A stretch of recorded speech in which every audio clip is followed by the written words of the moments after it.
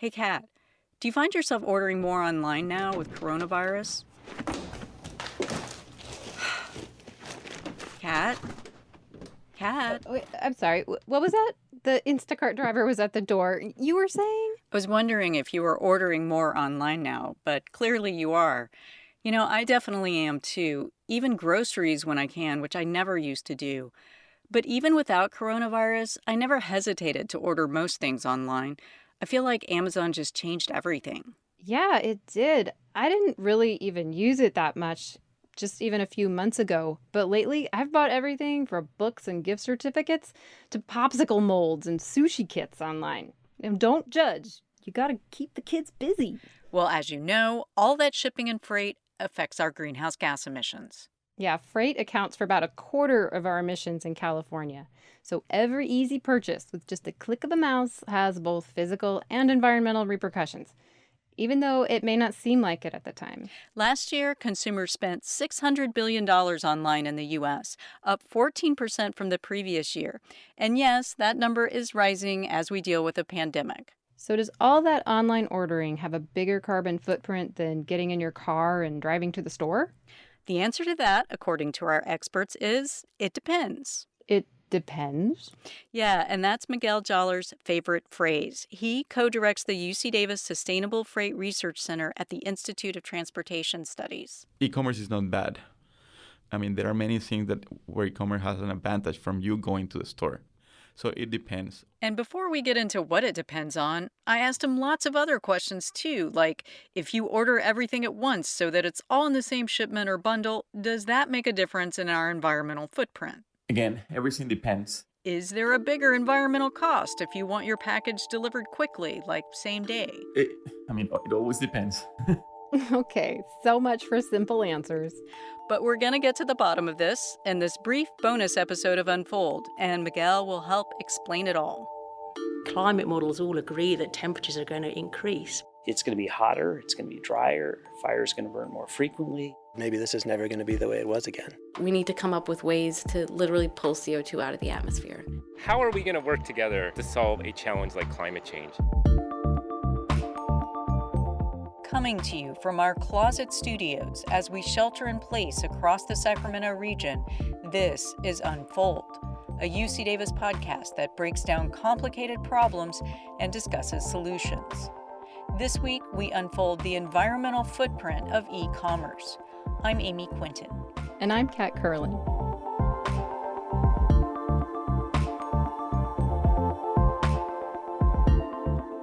So as we said, e-commerce has been growing tremendously, thanks mostly to Amazon. Miguel says it's been growing by double digits each year for the last decade. And you suggested coronavirus has increased e-commerce. Right. Miguel has been researching this. He said since the COVID-19 pandemic began, online orders have increased 30%. 30%?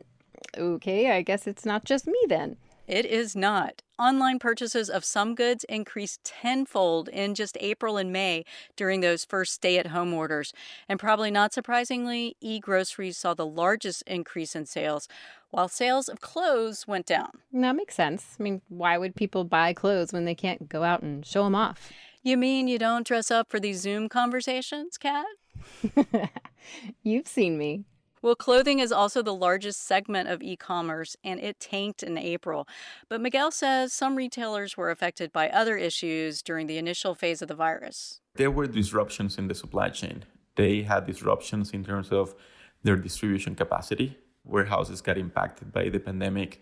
They had shortages of drivers, shortages of workers at some of those facilities. Some facilities may have to reduce working hours because of direct impacts. Also, you'll recall some products and imports from China stopped. So our increase in e-commerce didn't necessarily drive up greenhouse gas emissions during the stay-at-home orders? Well, we know our transportation system overall has seen a decline in greenhouse gas emissions during this pandemic. But Miguel says there is a lot to examine when looking at e-commerce's impact. But there are many factors that affect the supply and logistics. One was because there was less traffic on the roads. Trucks were able to travel faster without so much inefficiency. Also, deliveries were able to find parking easier. There were not that much congestion in cities. And also, people were not going to the stores. There was a huge reduction on those shopping travel. So even though there might have been more e-commerce, you think there was conservation in other areas just because of the lack of traffic? Probably yes, especially because the last mile is the largest component of the footprint. And if you are able to optimize that, then you'll get some benefits. So it's all about the last mile. We should explain what that means. The last mile is when the delivery truck goes from the warehouse or the distribution center to your doorstep. So really, it could be several miles, but it's called the last mile, and this is what has the biggest environmental impact. It's grown tremendously in the last few years. The ability to get a package from anywhere, and in many cases in a relatively short amount of time, has companies sending out more trucks into neighborhoods.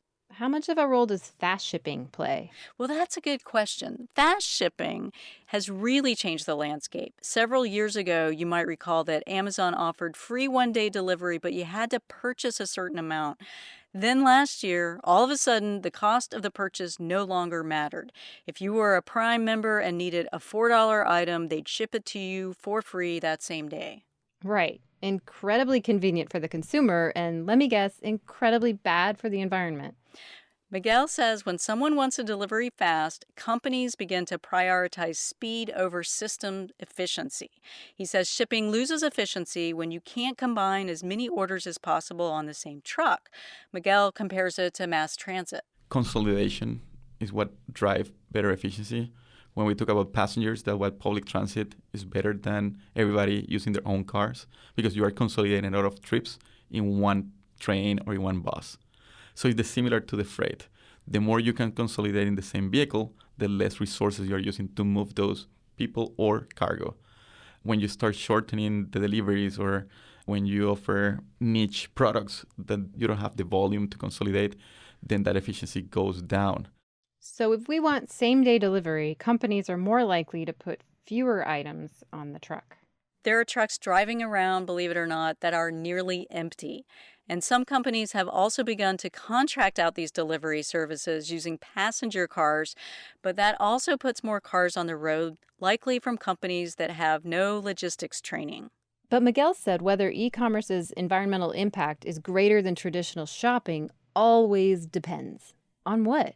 Well, he listed a few factors. What type of vehicles are you using? How far are you going to the stores? What else are you doing on your way to the store? Are you going to the store at the same time you are going to the bank, going to eat out, going to pick up your kids at school? Because now you're minimizing the actual impact from the shopping activity. Similarly, if you can walk to the store, best not get a truck to deliver your purchase. Yep, although I've done that before, guilty. Didn't want to walk down to the Target and ordered from New Jersey. Felt a little guilty about that. Speaking of guilt, consumers have a large role to play in this. And companies too, actually. So let's talk about that. Should we just not order fast shipping? Miguel says the more constraints we put on the delivery process, including things like put everything in one bag, because nowadays they all may come from somewhere else, all of that creates more opportunity for inefficiencies and an increased carbon footprint. He also says we've got to get out of this mindset of consumption. That will also help with a reduction on returns that can be quite large in some of the segments, up to 50% for clothing. So that's a lot of returns.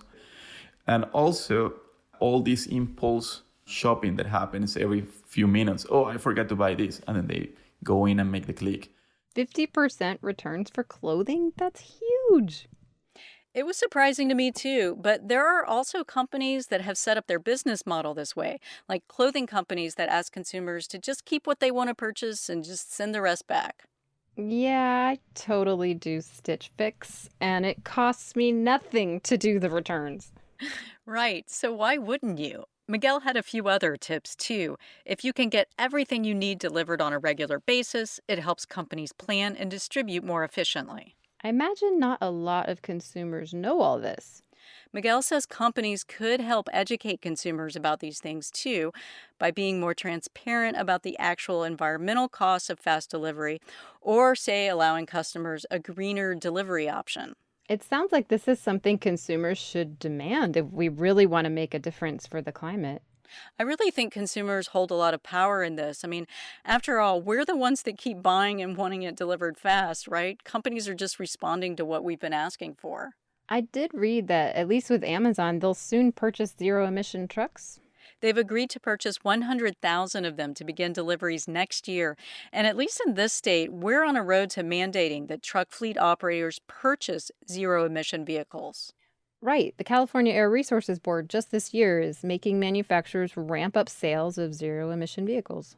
So, whether by regulation or voluntarily, I think we're going to begin to see greener e commerce.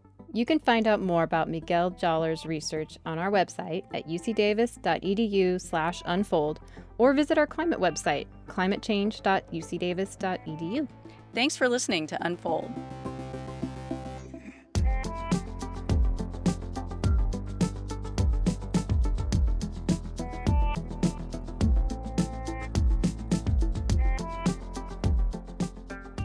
Unfold is a production of UC Davis. It's produced by Cody Drabble.